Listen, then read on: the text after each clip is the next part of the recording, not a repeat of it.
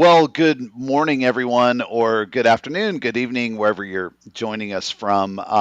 This is another edition of Voices of Video. And as usual, we bring you the very best guest movers and shakers. And we have today the best movers and shakers in video streaming, that is. I guess I have to clarify that. Reza, welcome to the show. And thank you for joining us today. Welcome, Mark. Welcome, Mark, for having me on the screen. Thanks That's again. Thanks again. Yeah, that's right. That's right. Yeah. Well, this is really an exciting discussion because, wow, I mean, I can't go anywhere without seeing AI and avatars and generative AI and all of this. And for those of us working in video, which we're going to get to your background because it is fair to say that you are an OG. This is really exciting, to think about the revolution that's upon us. So, yeah, this is going to be a great discussion today. So, why don't you go ahead and jump in and introduce yourself? Tell the audience who you are and a few of the things you've done and Thanks what you're so doing much, now. Mark. Yes. So my name's Reza Rassool. I'm CEO and chair of a non-profit AI lab called Kwaai. Kwaai is a word from the tip of Africa. It means Mm. cool, but it also means angry or wild. So it's one of those sort of nuanced words that have I like mixed it. meanings like sick or wicked Yeah, or brat, for instance. I like it. Um, okay, so my background, what brings me to this screen? I've been fortunate to be in the right place at the right time and been involved in some of the coolest digital media projects. The in the 90s, I fell in with a group of developers in the UK. I guess it was called a startup, and we created one of the first non-linear editing systems that were around. The product won a technical Oscar and technical Emmy award, and it's on the strength of that I came to America. This is 30 years ago, and I had Amazing. a just been very fortunate to be on some pretty cool projects. Gosh, we can go into the details of that history. Well, Uh, maybe you should do a quick highlight reel because a quick highlight. I think you're being a little too modest here. Okay, so the product was called a non-linear editor at that time.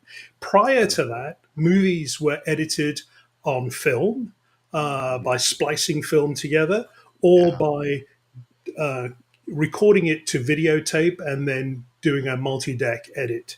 And it was very painful to do that. The notion of transferring video, the footage onto a disk drive was new, and we built that. The product was called Lightworks, and it sold very well in Hollywood. And it Mhm. was actually on the strength of that I brought my family out here 30 years ago. The product's still going. It's still, Amazing. Lightworks is still a going concern. It's been through many different ownerships. Yeah. Martin Scorsese still cuts on Lightworks. Amazing. And, so, there's a whole sort of rap sheet of, Oscar winning movies that were created on an Oscar winning product. Let's see. The job that brought me over here, I came to work for a disk drive company that was setting up a video systems division. You might recall the name Micropolis. Yeah. Um, they actually built the world's first video on demand server. So it was this notion of, okay, video on disk drives is going to be a big thing, and so that was what the that that and then I had a stint of time in the biomedical space where my audio and video expertise was used on the cochlear implant project for Mm. advanced bionics and for a bionic eye development for its sister company, Second Sight.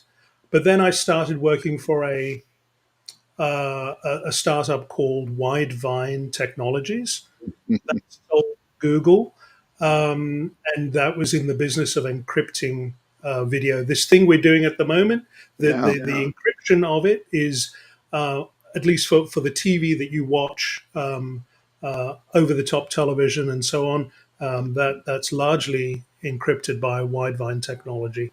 Mhm. Another startup that also exited to Google in the music gaming space.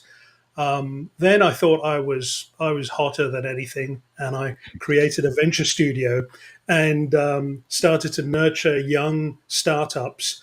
We had a CTO as a service practice where we would Mhm. bring a CTO to a startup, bring them a development team, which was a nearshore team that was based in Mexico, and then Mhm. also bring them finance.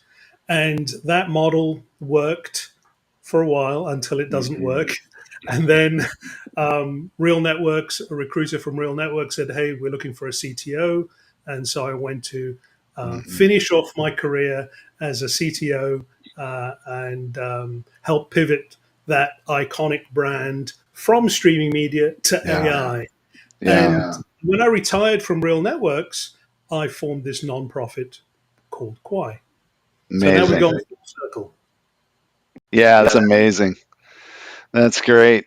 Well, thank you for that. So, we're going to get into the technical side. Our audience are largely engineers, and I know everybody's just chomping at the bit to hear us dive into some of the technical aspects of avatar. What all this means, what technologies are involved, in both producing but streaming and delivering an avatar experience. So we're going to get into that.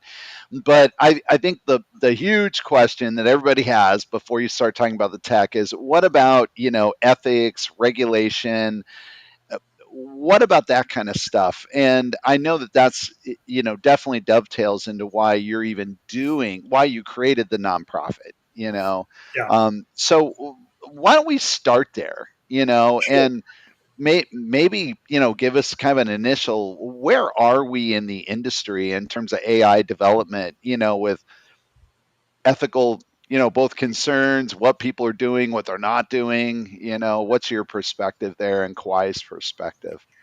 Well, the industry is in its infancy.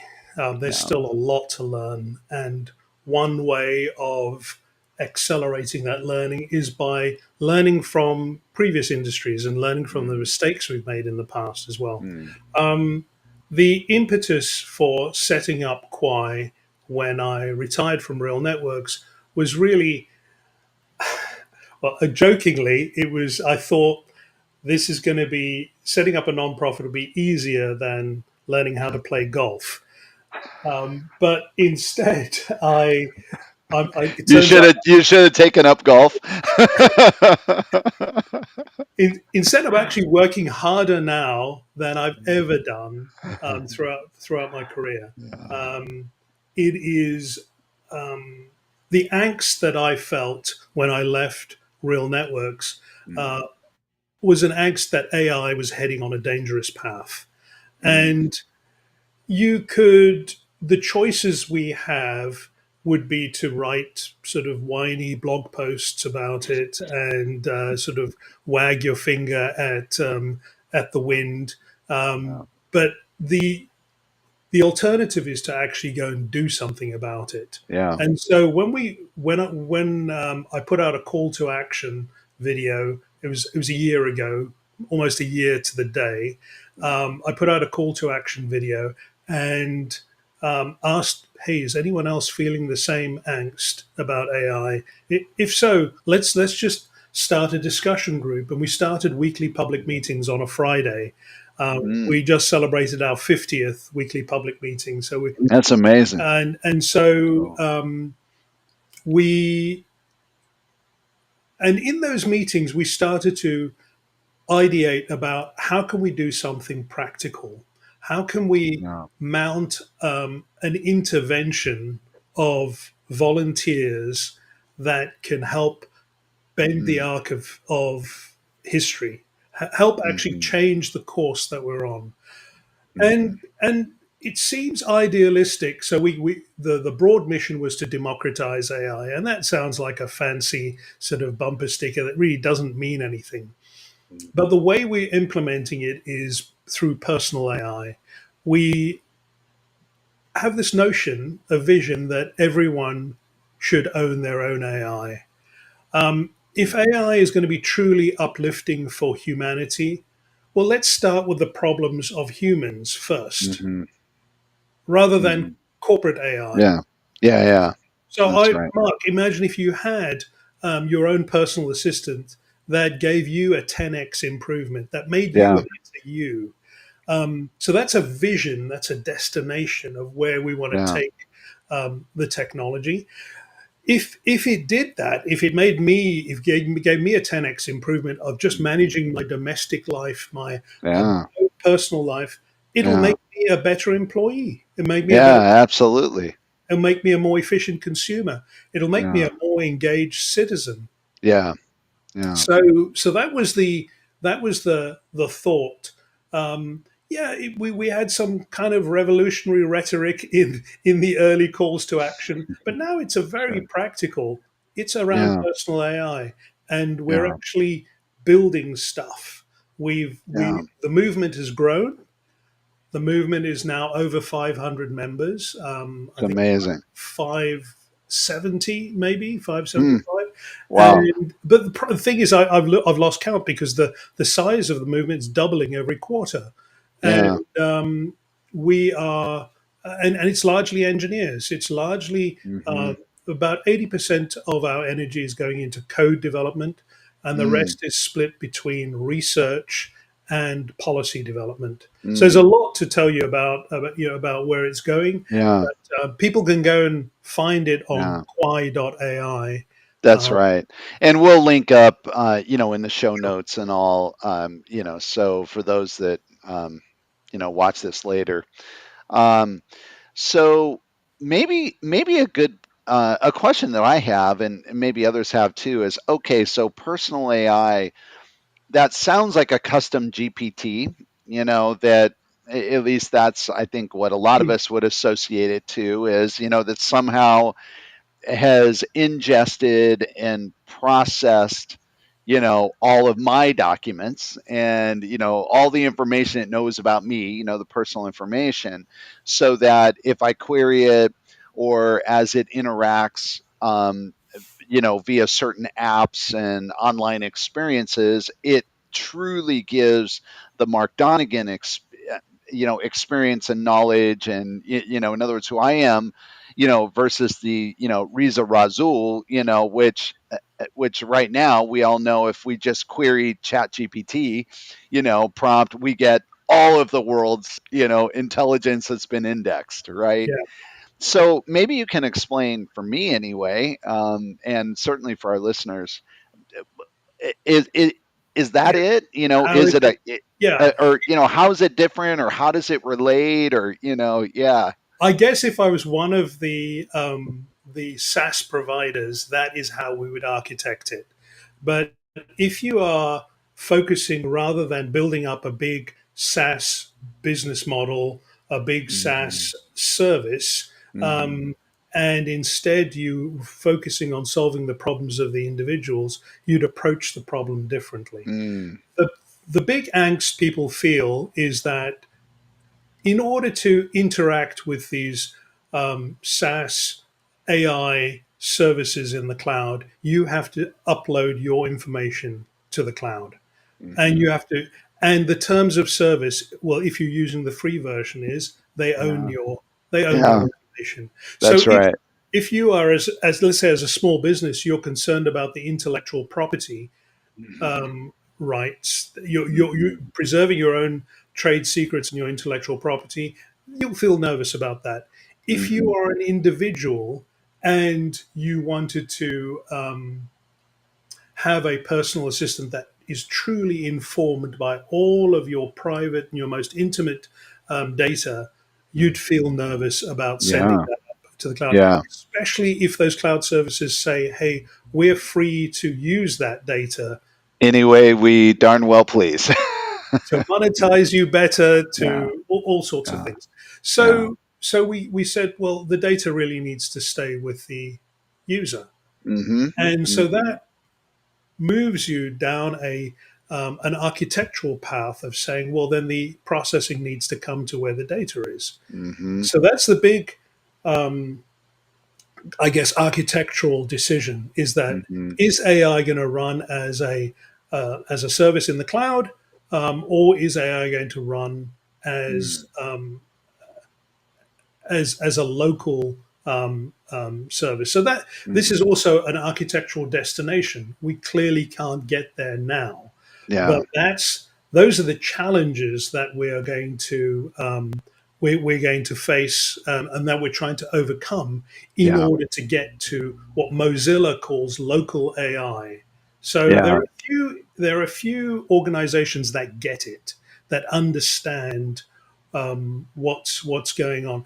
The oligopoly, this small group of maybe a half a dozen corporations that control AI, want Mm-hmm. to keep AI up in the cloud, and so they will overbloat their large language models. They'll Mm-hmm. unnecessarily conflate a language model with a body of general knowledge, much like Mm-hmm. the big, multi-billion parameter Yeah. models. Yeah. This is an unnecessary conflation. In fact, Yeah. what it does is it forces the model to run in the cloud only. Mm. What we learnt in the streaming media industry was that there is a stack. It's a layered approach, that Mm-hmm. there's a role for a codec, there's a Mm-hmm. role for the video effects layer, there's a role for the rendering and display, Mm-hmm. um, and to try and achieve all of those functions of an entire video pipeline, Mm-hmm. all the way from encoding to decode in a single body of bloatware, Mm-hmm. is not practical. Yes, Yeah. it'll preserve the moat around your business for as long as you can, Yeah. but eventually, in order to get more people and more innovation engaged in the problem in the entire pipeline, it has to be Yeah. broken up into its components and Yeah. standardized, like we did in the streaming industry. We created standards that interface between each layer in the Mm-hmm. stack, and we realized that some parts of the stack can run locally. If you look, Yeah. if you look at your television Yeah. That's now, right. the decoding part is happening in your TV. It's not Of course. happening Yeah. at a Yeah. at a big broadcast center that's then sending you the rendered video. No. Yeah. So we Yeah. understand that, and that understanding comes from an industry maturing. And there Mm. were lots of sort of dead ends that we took in the video industry until we got to the state where we are now. Yeah. And Yeah. yeah, so look, we are drawing from those painful lessons that we learnt, and we're applying that to the AI pipeline. Yeah. Interesting. So, how does what you're working on? So, I understand what you just said. The way I would think about this is that personal AI has almost a little bit of a double meaning in that it's personal, as in it is a custom. Um, I guess you would say a trained model or a custom model that is it's trained Yeah, on my data, right? But it's yeah, also personal in that it's running on my local personal device. It's not um, sort of this shared resource that's out there where, again, as you pointed out, you really don't know, is my data, my information getting intermingled with someone else's. And not only does that create privacy issues and concerns, which we all should be worried about, but there's even just the issue of, again, like if this is a personal assistant and it's helping me, well, guess what, Reza has different set of experiences than Mark, so Right. it's like if ours are intermingled, that may be useful on some level. It may be good to be like, hey, Mark, Reza over here is actually, has something you could learn from, and vice versa, perhaps. But Well, yeah, let me just make one modification to that. It's actually not retrained on your local. What we've done okay. is we've separated what the role is of the language model with the Ah, knowledge base. And the knowledge base we implement in a technology called RAG, Retrieval okay. Augmented Yeah, that's right. Generation. Yep. And Yep. the language model is simply used for its linguistic capability, its ability Oh, to interesting. understand language, the knowledge, the general knowledge that, Yeah. for instance, GPT-4, 3.5, and all of Yeah. those, that is a conflation of two parts of the stack. Yeah, It's that's an right. unnecessary conflation, Yeah, and it's a that's right. conflation in order to preserve a moat. Let's break that moat apart. Okay, so Yeah. now you realize that you can actually use a smaller language model, an Mm, SLM, if you will. mm, And I only need it so that I can talk to my data. I want to have a yeah. conversation with my data. I don't Yeah. want to have to Yeah. construct a gnarly Yeah. SQL script Yeah. or Yeah. Yeah. whatever. And that's basically all it's doing. It's converting Interesting. a spoken query Mm. into a database query, I guess. Yeah. And Yeah. and So, so are you creating a format then that this body of knowledge is stored in, so that it can be retrieved? Because standards are important to you, I sure. know. Well, So, fortunately, these things exist already. There are a yeah. number of vector databases, Mm, Chroma DB, Pinecone, I know mm, Couchbase. Many of the traditional database companies have started mhm, to enable and support vector objects. So mhm. let me explain. So just go on to the under the hood of RAG a bit. Yes, And, please. and so RAG is called Retrieval Augmented Generation. It allows you to take a body of knowledge, and it's basically written knowledge. It'll Mhm. become multimodal eventually, but for now Yeah. it's written knowledge. Mhm, And let's say it's the entire scraping of a website. mhm, Let's say it's the transcriptions of meetings that we have, and all of that is in a big bucket. And now it translates all of that written text mm, into its meaning. So it's a mm, semantic representation, mhm, and the math for creating that semantic representation is called vectorizing. mhm, Um, Now, the vector, let's say you've got a two-dimensional vector, it'll have an x component and a y component. mhm, mhm, These vectors have many hundreds of dimensions. And I think that the database we're using, it's got 1536 dimensions.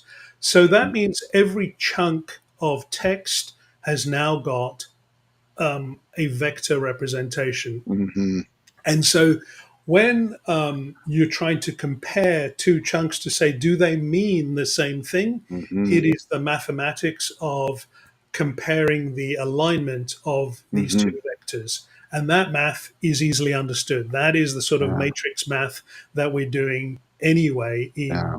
in AI processors. So we've separated what is the job of the language model and Mm, what is the job of the knowledge base. mm. And now you can have your knowledge base locally. Yeah, And you that's right. Because you don't need an H100 sitting in exactly your desktop. right. Yeah, And this knowledge base now can be secured by you. It's yeah, not a honeypot yeah, waiting for yeah, hackers yeah, to crack. They yeah, only need to crack it once, and then they've got access to millions and millions of customers' data. yeah, That's the current yeah, topology. So it's more secure. It yeah, means everyone is securing their own data. yeah. It's actually less of a burden for the big SaaS providers. Mm, They can focus on what is their special source, but the knowledge should really stay local. yeah. Yeah, for sure. Very interesting. Well, what progress are you making evangelizing this through the developers of these large language models, but it seems to me like it's even the device makers, and it's the apples of the world. Yeah, And I know how difficult it is to talk, so maybe Apple's actively engaged with you and you can't say it, but let's just generically, are you making some progress getting the attention of Samsung and Apple and these big device makers, which it appears to me would be a natural place absolutely. Yeah. where this technology needs to at least they need to say, yes, this is the right Right. approach. Yeah, So, yeah, yeah. absolutely. And so, look, if you look at my um, the way I approached AI at Real Networks, let's rather. By the way, Mhm. yeah, sorry for interrupting. Yeah. We totally scooted over that. We Like, certainly I should. don't, Actually, yeah, so maybe you better rewind and right. explain what you were building at Real Networks because, Fantastic. Okay, and that'll yeah, actually answer this question yeah, without divulging what we are yes, great, doing at the moment. great. So at Real Yeah, yeah, great. Networks, I joined 2016. The company was ailing; it was bleeding cash. Rob Glazer, the original founder, had a leave of absence from the company and came back to a company that had completely lost direction. It was Mhm, bleeding cash and it was in dire need of a turnaround. So Rob hired a whole new raft of executives, myself included. I was the CTO, and I guess the implicit mission was to build new technologies that would be the foundation for a turnaround. mhm. And the bet that I made in 2016 was on AI. Look, it wasn't an obvious bet in 2016. It's kind of, Yeah, that's right. it's kind of Yeah, duh now. yeah. Um, And so I started injecting AI into all of the product streams within Real Networks. My hunch was that it would have taken hold in the streaming media business, and I was also running that business in China. I was overseeing the engineering development in China, where Mhm. the codec business. And we had lots of Yeah. relationships with. And Real Networks was really, or maybe still is, very strong in China, right? Yeah, For the exactly. Kodak. It was Yeah, like the de facto codec of yeah, China, the yeah, RMVB codec, and so yeah, we had lots of connections with device manufacturers. yeah, And now that business just unfortunately was the victim of U.S. and China trade yeah, tensions. yeah, COVID also came along and did a number on it. yeah. But look, it's the my bet was on AI. And what we found within one of the product groups, there was a group called Real Times, where your camera roll, it was a camera roll backup for your mobile phone, and it would Yeah, create movies out of yeah. your content. And within that, we started to experiment with, well, can we identify faces Hmm. within the videos? Yeah. And within a very short space of time, we found that our accuracy was going up, and we ended up with, I'd say, arguably the best real time face recognition stack in the industry. Hmm. And this was running in the cloud on GPUs. And as a topology, I thought this was probably the dumbest thing to do. And we had some success. We were starting to have technical success and some early business success, Hmm. but I started to lobby against building the business in the cloud, Hmm. and instead I said no. This processing needs to happen at the edge. Hmm. It made no sense to stream the video of cameras at the edge up to a Yeah, cloud for yeah, processing to then give you yeah, an answer and say, yeah, that's yeah, Mark's face in the stream. yeah, yeah, It's got privacy concerns. It makes no sense on the sort of data ingress costs, yeah, and it simply you simply can't create a service big enough to yeah, support a massive metropolitan yeah. sort of source of camera data. Sure, sure. So this has to happen at the edge. It has to happen either in devices, in cameras, and so I started to pursue embedded processing, and Hmm. eventually that's where the real networks ended up. So this was one of its divisions, the division called Safer, end up Uh, with a kind of an enterprise level ring doorbell type of solution hmm. where Hmm. the video is processed locally in the device and it's Hmm. done instead of a $10,000 GPU system, you can Yeah, actually run it on a processor that costs a few dollars. yeah, And that is possible. This yeah, our current addiction to GPUs is completely brain dead.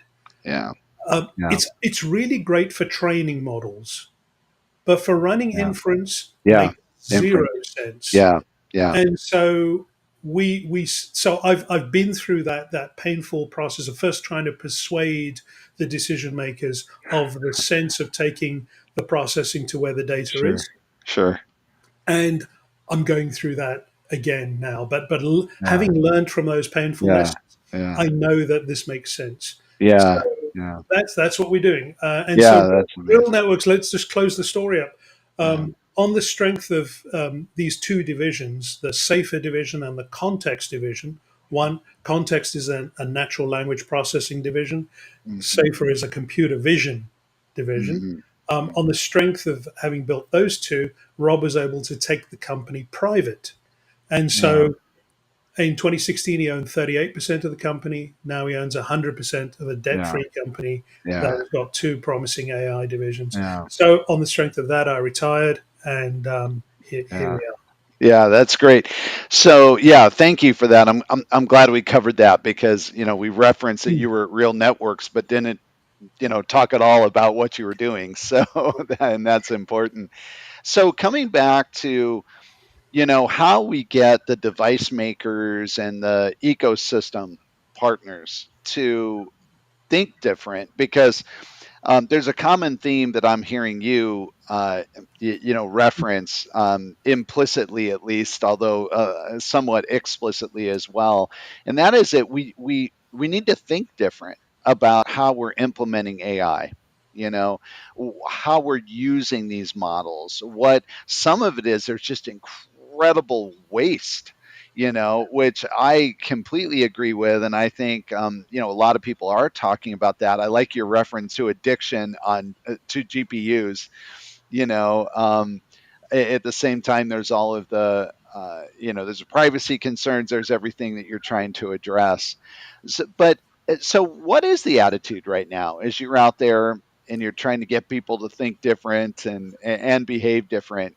Are they playing along? Are they not quite Yeah, sure? I Are mean, they right with you? Like, I think as a non-profit, we're in this fortunate position of being well. First of all, we don't have the angst of trying to generate a profit. yeah, yeah, So that yeah, motive often deforms the directions, the yeah, decisions you'd make in yeah, a business. So I think to yeah, some extent it's liberating, and we can always say, "Hey, that's the right way," and all yeah, we can do that's is right.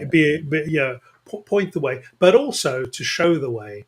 And Hmm. so rather than just pointing the way, we are creating products and we're illustrating. And so if you go to the Kwaai website, you'll find a proof of concept of an avatar, and you can play with that. And Yeah. this is one where it's a um, it's a talking head, but the knowledge base is a RAG knowledge base, Hmm. and it's not running in one of the SaaS services. Hmm. Um, it it's running using an open source language model. It's actually using Llama 3.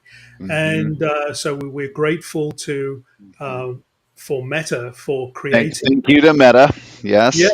I mean, many companies have been philanthropists in the industry. I mean, Real Hmm. Networks philanthropy was inventing streaming media. It Hmm. published the first streaming Hmm. media protocol, RTSP, Hmm. gave it away for free. Hmm. Um, when we look at some of the sort of iconic or pivotal tools that get developed, TensorFlow that was given Hmm. away for free. Thank you very much, Google. Hmm. PyTorch. given away for free. Mhm. Thank you very much. And these become important acts of philanthropy that for-profit companies make, Mhm. and it makes the industry healthier. Mhm. So Kwaai is a non-profit mounting an altruistic intervention to make the industry healthier. We actually liken ourselves to the Linux of AI, Mm. maybe the Linux of personal AI. Interesting. Yeah. Remember, Linux was actually a reaction to the monopolization of the streaming of the server operating system. That's So right. you Operating. maybe Yeah, that's right. you maybe had a half a dozen choices of server operating system 30 years ago. And if Yeah. you wanted to do Yeah. anything at the kernel level, you needed to have a license, $1 million Mhm. license to Yeah. get access to the source. Yeah. And so along comes Linux, Mhm. volunteer, open Mhm. source, Mhm. non-profit. And Mhm. now the industry's healthier for it. That's And right. so Yeah. that's the example from history that we Yeah. are. Yeah, I Um, love it. I think that's a great example. One of the things that I've heard you talk about, and in our one-on-one discussions, you made reference to like a personal AI operating system. right. Maybe explain that. Sure. Is that what you're doing? I mean, do you position Yeah. this as we're building a personal AI OS, or Yeah. is it I just a mean, way to it's explain it? it's an operating system, and of course, yes, it also causes a conversation and pushback, and that's where Sure. we Well, get. also because people Right. say, "Really? Why What is that?" we've got Linux? Why create an operating system? Well, Yeah. hold on. Mac Yeah. OS is built on top of another OS, Yes. Yes. Of and course. calls itself an OS. Okay, Yeah. so Yeah. let's dive into that term. What is an operating system? An Mhm. operating system is a layer of software that manages compute resource and allows you to run applications on top of it. Mhm. And so, in the same way, Amazon's Alexa is classed as an operating system. If you go to the Wikipedia entry, but what is it? It's not it's not running on the bare metal Yeah. of IoT devices. It's a framework Yeah. for automating IoT devices and running applications. They call their applications skills. Mhm. So in that way, the Pi OS, the personal AI operating system, is Mhm. an operating system. It allows you to run a personal assistant that is extensible through packages of functionality we call abilities. Those might be the apps that you Yeah. have. And so you'll have a personal AI assistant out of the box. It'll have some innate abilities, like the Mhm. ability maybe to understand speech and to talk back at Mhm. you. Mhm. And much like your phone has a some innate apps in there when Mhm. it comes out of the box. It's got a dialer, Mhm.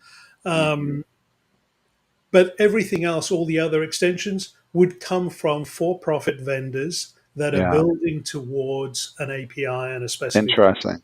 And Interesting.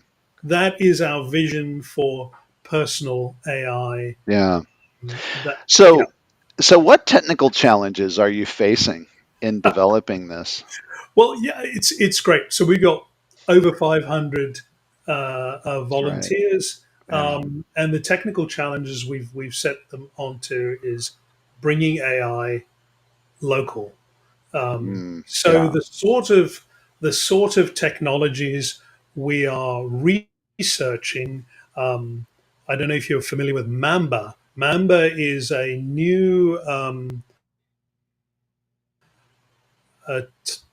a new formulation of a transformer where its complexity grows in a linear Mm. fashion rather than in a quadratic Yeah. fashion. Um, in fact, this is the problem of the regular neural Mm. network. If you've got um, a layer, if your layer, let's say, has 1,000 nodes Mhm. in it, um, the node in one layer is informed by all of the nodes in the Hmm. previous layer. So you'll have 1 million connections between two Mhm. layers. And that is, and if you were to grow that, it basically the number of connections, these are the weights of the model, Mm, grows by n squared. mhm. And so it's it's it's no wonder that these things are, are running, have to run in the cloud on Yeah, expensive processors. massive hardware. Exactly, as you try and Yeah, grow it. But yeah. Mamba makes that a linear problem. And Mm, so you now can grow your number of parameters, you can grow the size of your context window, mhm, and mhm. you end up with only a linear growth in your processing Yeah, complexity yeah, rather than an x squared or n squared growth. yeah, So that's one yeah. of the areas that we are researching into. The other things are, how can AI be streamed? Streaming Mm, AI. Hey, mm, that sounds familiar. Can we draw any lessons from the way yeah, we streamed video? yeah. Um, and you know, video is by its nature a real-time problem, and so we're Mhm, specifically looking at real-time AI. What are the mm, real-time use cases? The, mm, the, the use case of having a conversation with a personal assistant, mhm, what part of that problem can be solved offline and what mhm, part of it really needs to be real time. mm. And we learnt a lot from the streaming media industry. We Yeah, realized that, hmm, you actually only need to encode the movie once. You can do that mm, offline. You're decoding it in real time. yeah, We learnt, that we need to have standards if we're going to have a vibrant mhm. industry and we have multiple That's people right. working at different parts of the stack. You're going to have Yeah, standards that cover that's right. different stack Yeah, layers. yeah, And so yeah, we learn about that, and all of that learning we're now applying to AI. yeah, Distributed processing. yeah. Can a model be distributed to run on multiple nodes Mhm, concurrently, and will it run more mhm, efficiently and mhm. um, more efficiently, not only in compute but run greener as well? Yeah, that's And right. and so yes, we have in our lab AI that's distributed amongst multiple nodes, Mhm. and imagine the sort of torrent of AI. Imagine a Mhm. peer-to-peer mesh where Yeah. it is a digital public infrastructure.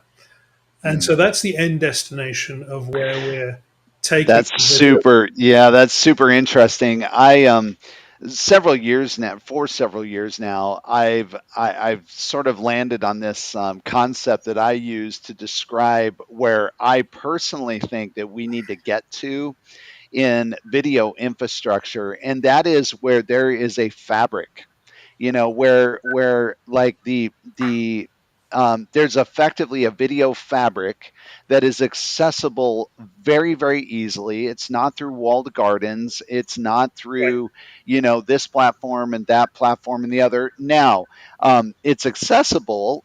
Developers could use the fabric and then, apply that for, this social network or this user generated site or maybe this premium, so you still have the ability, but the underlying, it's like a utility, Yeah. right?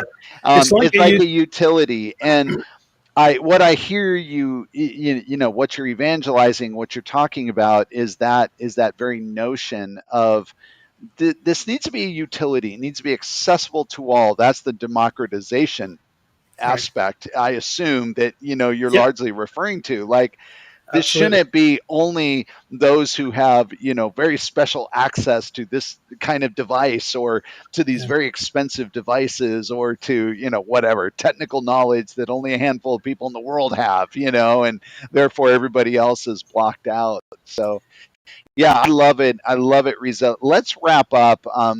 There's so much we could talk about, and believe me, I've got a lot of questions around, like, just advancements in natural language processing, computer vision, how we're going to get to more realistic avatars, what the challenges are in not only there's that how do you make them more, I'm going to in air quotes, human like, and that doesn't necessarily mean, like, so the skin and everything, but it makes it so the interaction, right, feels like human. So I have a lot of questions around that, but our time, we're coming up on the end here. So why don't you tell us, what is what is the future? And I don't want to look 5 years out. So let's talk like 18 months out, 24 months out.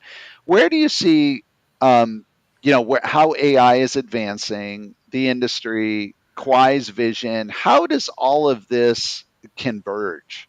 Over the next 18, 24 months, what are you excited about? What are you worried about? That's good. Give us your thoughts Uh, there. yeah. Look, well, what's echoing in my mind is Yuval Harari. He said that AI has cracked the codec